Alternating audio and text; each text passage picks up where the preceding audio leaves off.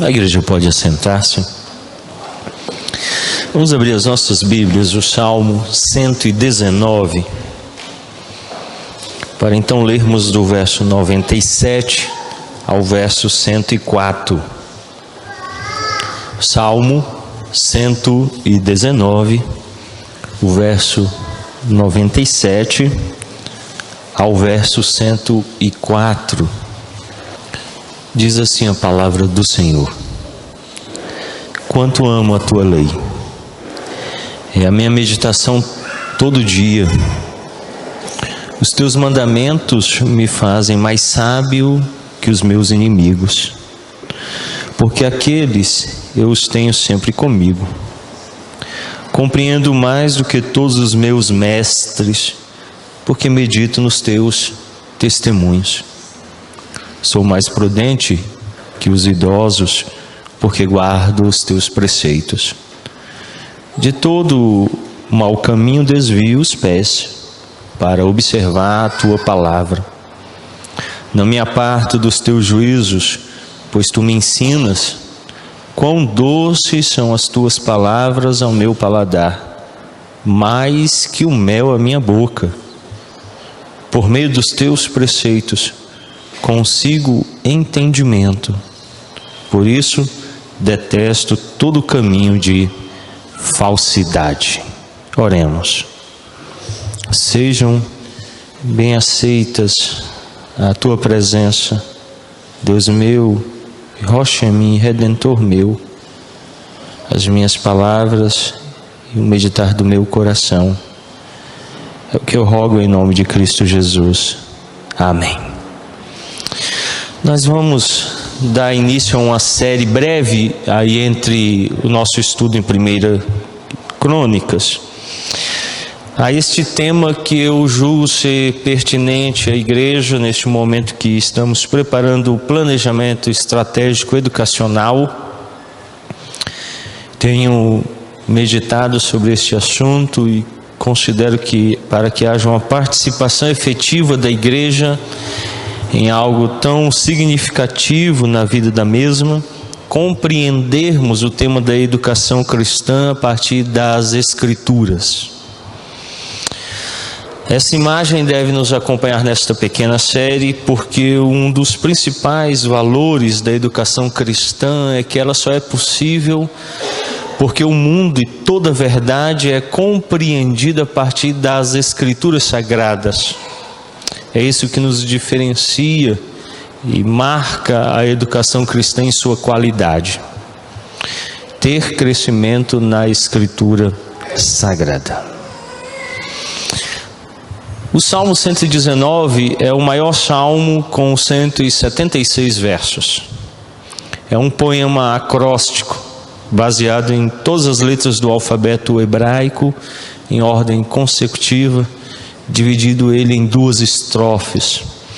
O alfabeto hebraico é composto de 22 letras, que não podem, é claro, aparecer na tradução em língua portuguesa, mas está bem presente no texto de língua hebraico, tanto na leitura quanto na audição, o fato de que este poema, em seus 176 versos e 2 estrofes, segue um acróstico do alfabeto hebraico.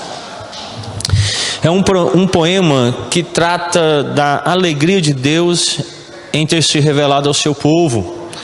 Também encontramos constantemente o salmista louvando a lei de Deus. Deus mostra a alegria em revelar-se a nós e a alegria do seu povo em ter essa revelação. Aí o povo então exalta a palavra de Deus por ser ela a própria voz do Senhor lhes falando. Ao meditar na palavra de Deus, o salmista encontra sabedoria que não pode ser achada em nenhum outro lugar. E esta sabedoria excede a dos inimigos, mestres e anciãos. É o que mostra o verso 97 até o verso 104. 3 classes de vivência do salmista são apresentadas como paradigma ao fato de que, ao ter ele meditado na palavra, ele encontra ali uma sabedoria que em nenhum outro lugar está. E o coloca em distinção aos inimigos, aos seus mestres e aos anciãos que ele conhece, mostrando que essa sabedoria excede em muito a todas essas 3 classes. Os versos 98 a 100 fazem comparações com outras fontes de sabedoria, os inimigos em sua astúcia e sagacidade, os mestres no conhecimento intelectual e os anciãos pela experiência e crescimento na vida. Os inimigos, ainda que revelem grande habilidade em engendrar tramas, lhes falta o acesso à palavra eterna de Deus. Os mestres podem possuir considerável sabedoria humana, porém não foram instruídos na meditação nos estatutos de Deus. Os membros mais idosos da comunidade podem possuir ricas experiências em seus antecedentes, porém ainda não possuem tanta intuição espiritual como já recebeu aquele que obedece aos preceitos de Deus. Nos versos então 101 a 102, o salmista declara: a fonte da sabedoria está em Deus. Deus é que dá verdadeira sabedoria. E ele diz que só ali podemos encontrá-la e tê-la para a nossa vida. O verbo usado para o termo mestre no verso 99 é o verbo limed, no tempo piel, que denota ensinar 57 vezes no Antigo Testamento. Quando ele diz assim, o verso 99, compreendo mais que todos os meus mestres, porque medito nos teus testemunhos, uma tradução mais próxima do texto hebraico seria: sou mais inteligente que todos aqueles que me ensinam. E ele está falando de professores. Por exemplo, no livro do profeta Daniel, professor que ensina arte liberal.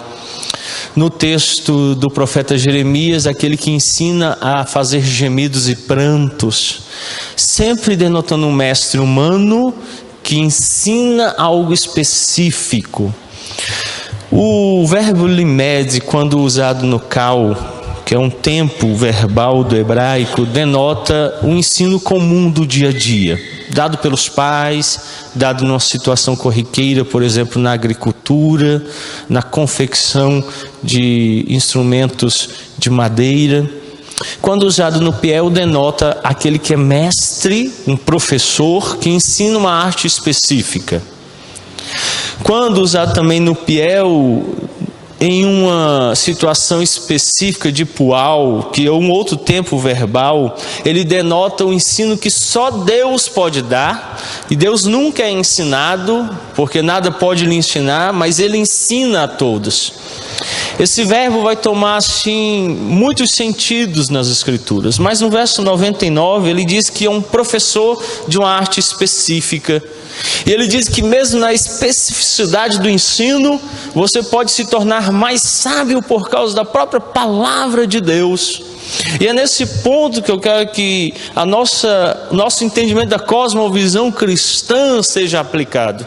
Não importa se você é formado em enfermagem, não importa se você é formado em odontologia, não importa se você é formado em engenharia, se você tem um curso específico sobre salvamento, se você tem um curso específico sobre pedagogia, qualquer que seja a área do conhecimento, não importa os mestres que existam, os professores, a palavra de Deus pode permitir a você ter a visão correta de mundo e compreender em profundidade tal que você vai se tornar mais inteligente, ter uma compreensão mais ampla daquele assunto do que qualquer mestre e qualquer professor.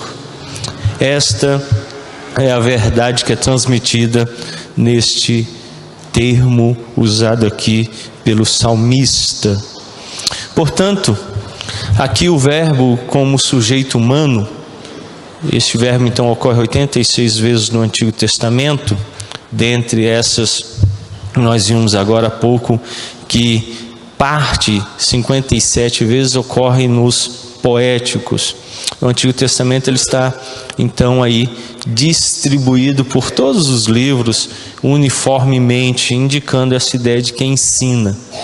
Mas é preciso notar que o Pentateuco ele está limitado a Deuteronômio, e que todos os usos dele nos livros de sabedoria e poéticos, com exceção de 6, estão nos Salmos. Nós sabemos que os poéticos têm uma abrangência maior no texto hebraico, incluem, por exemplo, Ruth, Esther, alguns dos livros dos quais nós retiramos, incluindo Jó, Provérbios, Eclesiastes, Cântico dos Cânticos e o próprio livro dos Salmos. Então, no Pentateuco, ele está limitado a Deuteronômio.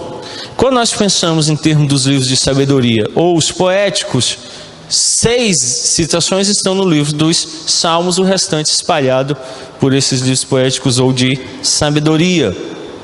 A natureza então pactual de Deuteronômio e a orientação meditativa, ritual dos Salmos sugerem que Limed se refere principalmente à erudição e instrução no campo do relacionamento divino-humano e no modo de vida que deveria brotar desse relacionamento. Portanto, a instrução que nós recebemos de um mestre divino, que é o próprio Deus, vai fazer que nós, nesse relacionamento pessoal com Ele, nos forme, nos instrua e molde o nosso conhecimento, dando-nos a inteligência de todas as verdades do mundo.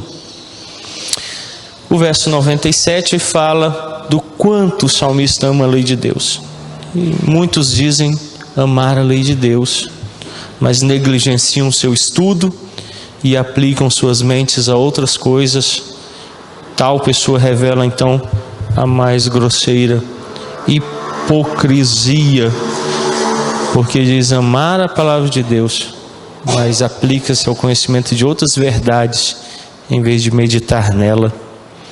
O amor à lei, como expressado pelo salmista, conduz à meditação contínua sobre ela.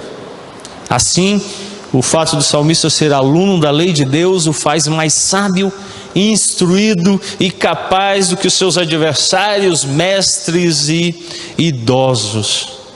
Porque ele a ama e medita nela de contínuo, ele se torna mais capaz do que todos esses que foram listados, fazendo então mais inteligente, mais sábio e mais capaz. Isso diz respeito também aos nossos dias.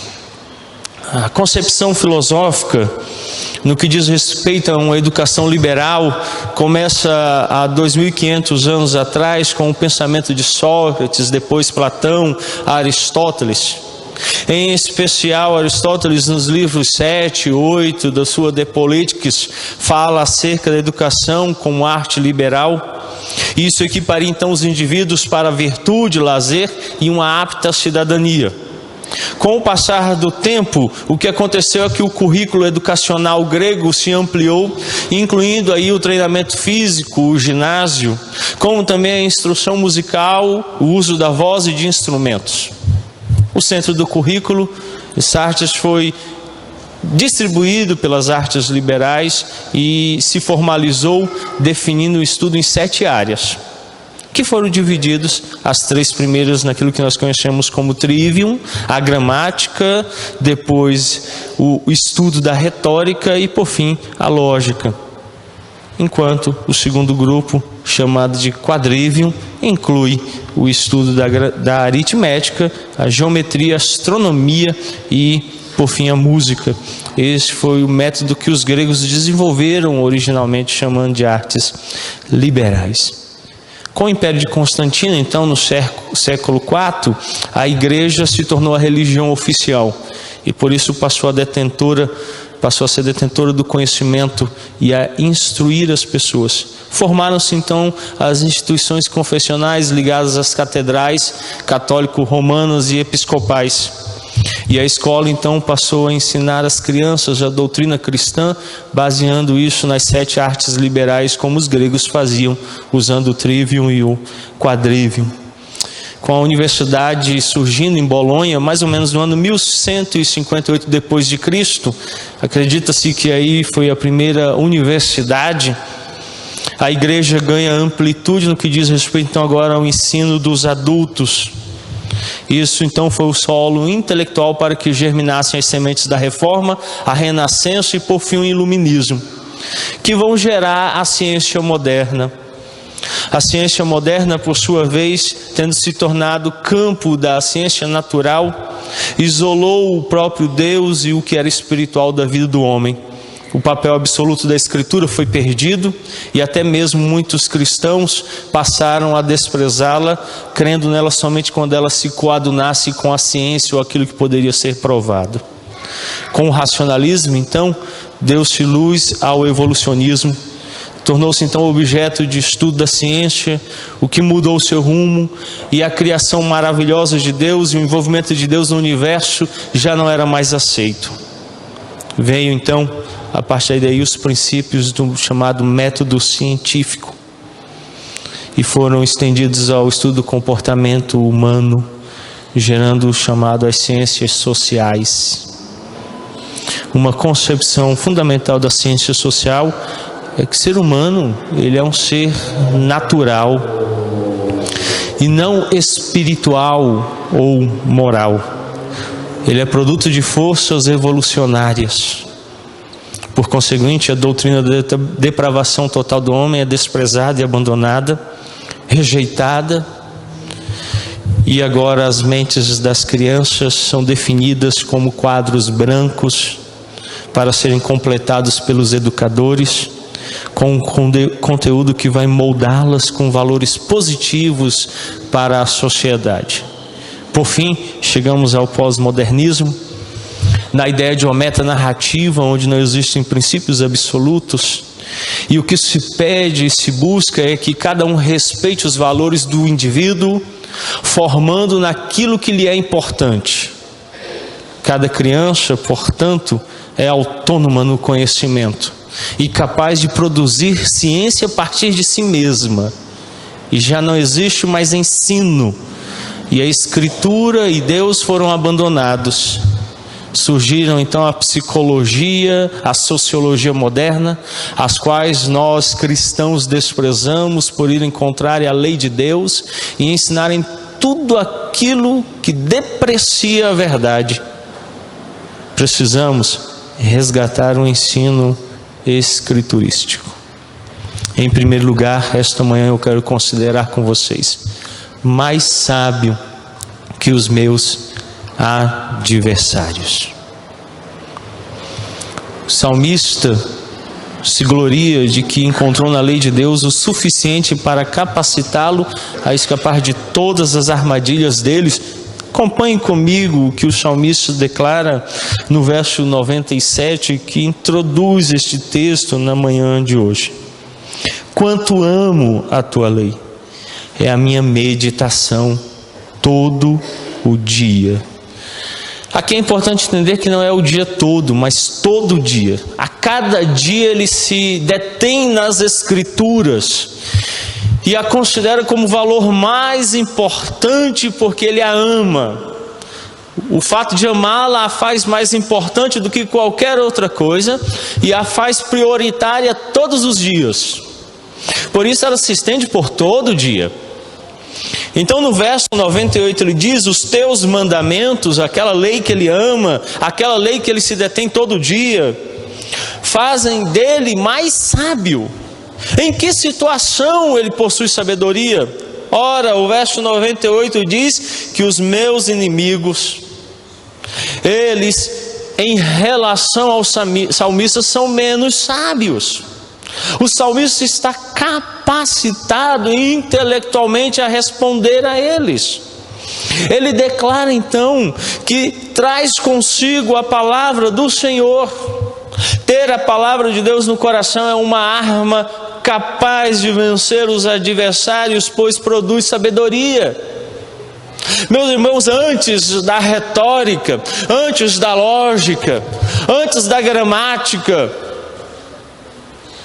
o salmista declara que o capacita ele nos debates a entrar em batalhas contra os seus adversários, aqueles que se opõem a Ele, é ter a palavra de Deus consigo.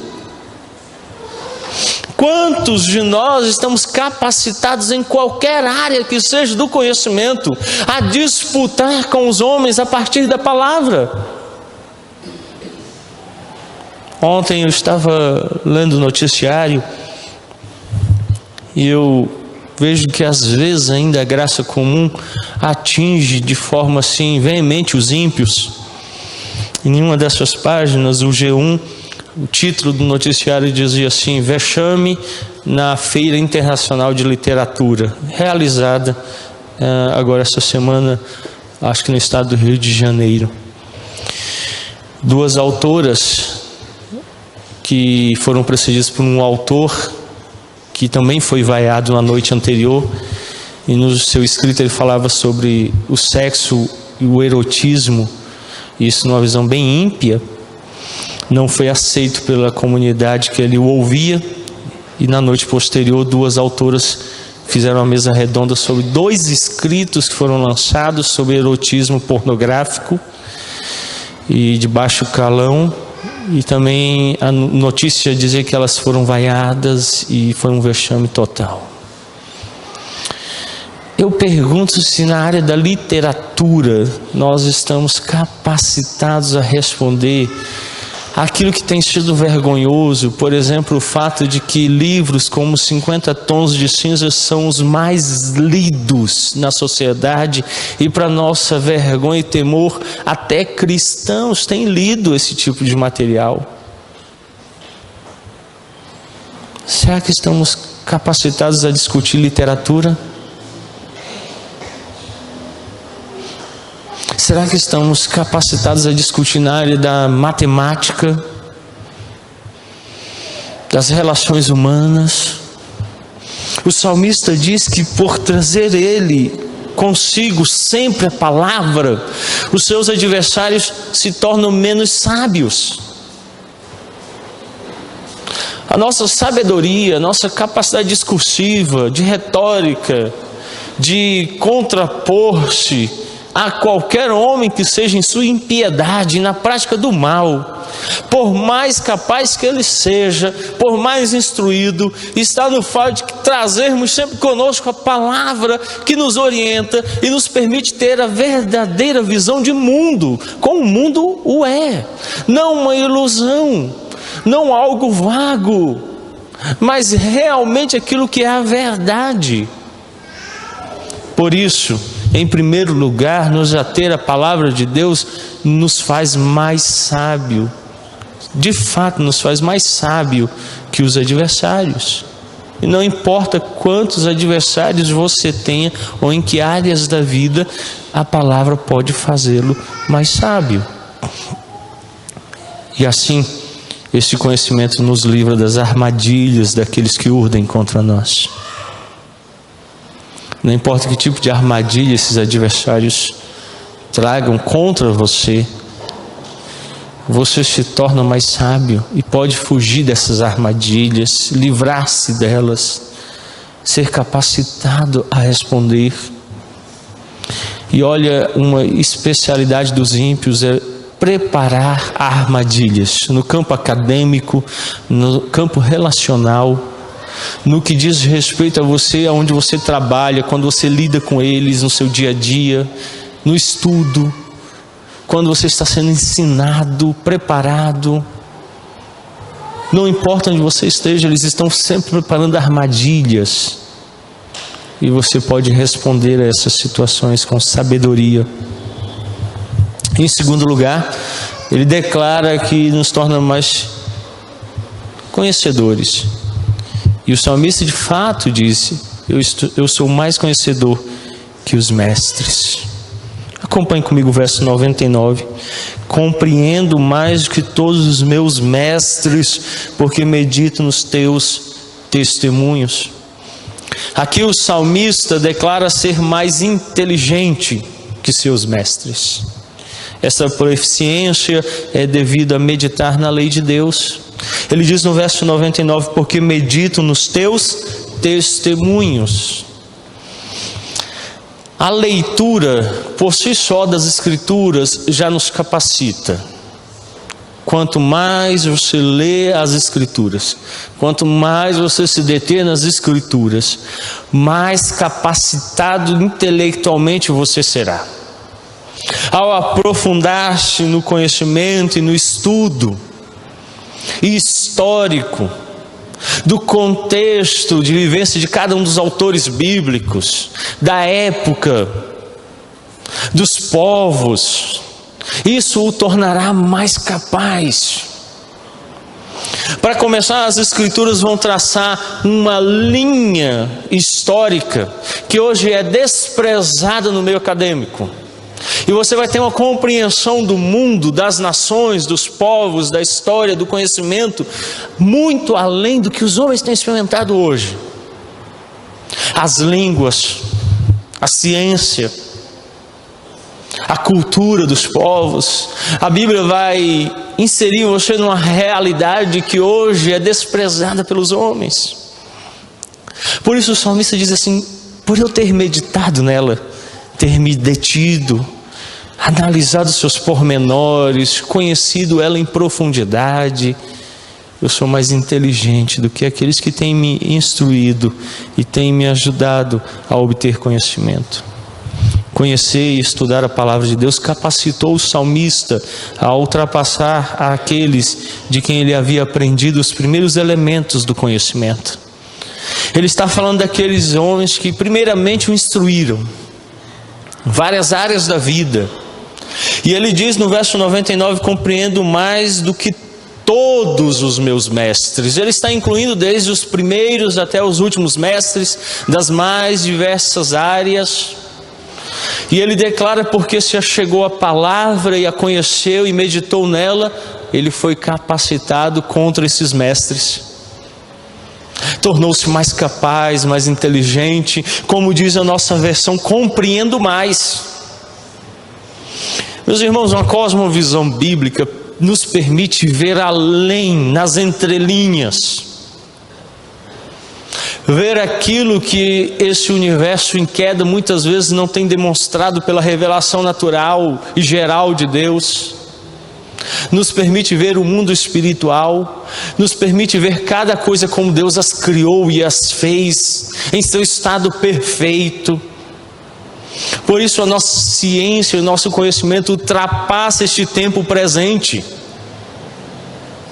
Pensem num professor seu que, por mais que tenha sido instruído na ciência moderna, desconhece o mundo como ele o é, como ele foi feito por Deus, e vive na ilusão do pecado e no estado de queda, e só pode perceber o mundo como ele está hoje, e não pode antevê-lo lá no futuro, restaurado e glorificado. Quanto conhecimento lhe falta, quanto entendimento lhe escapa. Por isso o salmista diz: eu sou mais capaz do que os meus mestres. Devemos buscar na palavra esse conhecimento.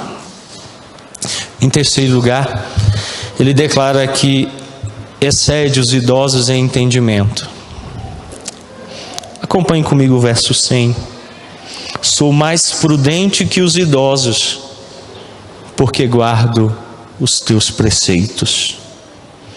Para confirmar sua confissão, o salmista acrescenta os idosos, que devido à longa experiência e à prática adquiriram conhecimento. Agora ele vai àquele grupo de pessoas que têm um conhecimento prático, um conhecimento adquirido no decorrer da vida. Por ancião, aqui no texto hebraico, podemos pensar em pessoas de 70 anos acima, que já tinham vivido por 7 décadas. E o salmista então declara: em relação a eles, o meu conhecimento prático é maior. Eu sou mais prudente. Eu tenho um entendimento que excede. Ora, se por mais de 70 anos, talvez 80, 90 e até 100 anos, essas pessoas tinham reunido, adquirido e guardado para si conhecimento, o salmista agora chega e diz assim: eu excedo a todos eles. Olha o Salmo 100, sou mais. Ele tem mais prudência que os idosos. Tudo isso porque guarda a palavra de Deus, ele a pratica, ele a traz consigo. Quando ele declara que tem a palavra no seu coração, ele está dizendo, mas o salmista então, ao guardar os preceitos de Deus, se torna mais prudente. Quando você guarda a palavra de Deus, você se capacita. Guardar aqui é trazê-la no coração. E as pessoas de vivência longa vão olhar para você, por mais novo que você seja, por mais que você ainda não tenha experimentado realidades, como por exemplo, peguemos o Tiago Albuquerque, que ainda vai ser papai daqui a alguns dias, nascido, ele já o é agora esperando, de gestação, mas ele vai ser papai quando nascer. De repente um idoso chega nele e diz algo, e ele então pode responder sobre criação de netos, e aquele idoso vai dizer assim: olha, eu tenho tantos netos, mas você sem nenhum neto tem palavras de sabedoria. Ora, se o Tiago ainda não os tem, como pode tê-lo, se não experimentou essa realidade? A palavra diz que porque ele traz a própria palavra no coração, e as escrituras vão instruí-lo sobre criação de netos, relação com os netos, e ele mesmo não os tendo, pode possuir isso, pode ter isso mais do que qualquer outro que já tenha vivido e experimentado de fato ter netos. É isso que faz o salmista mais prudente do que os idosos. Os anciãos ficam aquém, porque ele possui a palavra de sabedoria, que é a própria lei de Deus. Conclusão, meus irmãos. Davi não registra tudo isso para vangloriar-se diante do mundo, mas por seu próprio exemplo. Ele nos adverte que nada é melhor que aprender de Deus. Davi está nos advertindo que nem as nossas experiências em relação às nossas lutas em nossos adversários são sagazes e astutos e cheios de artimanhas, nem a nossa instrução intelectual a partir dos nossos mestres, nem a nossa vivência nesse mundo, que é contada dia a dia, mas a nossa instrução é aprender de Deus, visto que só é perfeitamente sábio aquele que aprendeu na escola de Deus. É o que diz os versos 101 e 102, leia comigo. De todo mau caminho desvia os pés, para observar a tua palavra. Não me aparto dos teus juízos, pois tu me ensinas. O salmista declara que é o próprio Deus que nos ensina, e a sua escola é a sua palavra. Ele declara para observar a tua palavra, verso 101. Não me aparto dos teus juízos. De novo, aqui tanto estatutos, juízos, leis, mandamentos, dizem respeito à palavra. Ao que então os versos 103, ele louva esta palavra dizendo: quão doces são as tuas palavras ao meu paladar, mais que o mel à minha boca. Por meio dos teus preceitos consigo entendimento, pois detesto todo o caminho da falsidade. Sábio, inteligente, capaz, prudente, instruído, notório, são aqueles que aprendem na escola de Deus, que tem o próprio Deus por mestre, e que a palavra é a sua instituição de ensino. Nosso orgulho não deve estar em nossos títulos que são adquiridos em escolas humanas. O nosso orgulho não pode estar nos métodos e linhas pedagógicas, sistemas pedagógicos.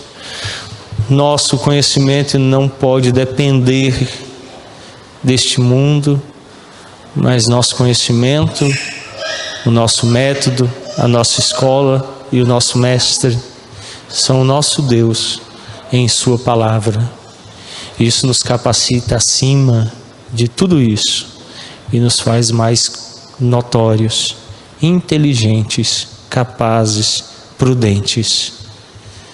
Que a palavra de Deus seja de fato o nosso guia, que a nossa cosmovisão possa invadir cada área do conhecimento para nos capacitar e nos ajudar a obter verdadeiro conhecimento. Vamos orar? Curva a sua fronte. Oremos. Bondoso Deus, 3 classes são citadas pelo Senhor na experiência do salmista. São as suas relações pessoais com este mundo mau, representados nos adversários. E reconhecemos que nossas lutas e aflições têm nos ensinado e nos moldado, Pai. De fato, temos adquirido sabedoria em cada relação com este mundo mau, em cada adversidade e aflição que vem sobre nós. Mas isso é nulo sem a Tua palavra, e se perde. Dar-nos que pela Santa Palavra possamos obter verdadeira sabedoria. Santo Deus, louvamos, bendizemos o Teu nome pelos mestres que o nosso bom Deus dispôs em nossa vida, professores capazes em cada área do conhecimento, que nos moldaram e nos ajudaram a obter conhecimento e entendimento secular. Mas o salmista declara que nada vale se não olharmos cada aspecto desse conhecimento, cada instrução recebida desses mestres através da palavra de Deus, meditando nela dia e noite. Portanto, rogamos que cada instrução que nos foi dada, cada conteúdo que nos foi concedido, cada mestre que passou em nossa vida, seja sondado pela palavra, cada conhecimento seja medido pela Escritura, a fim de que possamos, de fato, obter conhecimento verdadeiro. Por último, agradecemos pelos nossos avós, pelos nossos pais, e por pessoas idosas que, pela vivência, nos ensinaram muito e ainda nos ensinam. Mas pedimos, Pai, que ao guardarmos a Tua lei em nosso coração, tê-la conosco, possamos de fato obter verdadeira experiência de vida, não conduzida pelo tempo que vivemos sobre a face da terra, mas antes que vem de Ti. E esse conhecimento excede em muito dos homens. E por mais que vivamos, e por mais que prolonguemos os nossos dias, não há conhecimento mais satisfatório do que este, aquele que advém do Senhor. Dar-nos então, mesmo em nossa juventude, termos este conhecimento que se sobrepõe muito em prudência aos mais velhos. E nós pedimos, Pai, que a educação cristã permeie cada aspecto do nosso ser, das nossas casas, famílias e da nossa igreja, a fim de nos fazer capazes, e que os homens em todo lugar louvem o Teu nome, por verem aqui uma escola de Deus, onde o próprio Deus nos ensina, e em nós, alunos do Senhor. É o que rogamos em nome de Cristo Jesus. Amém.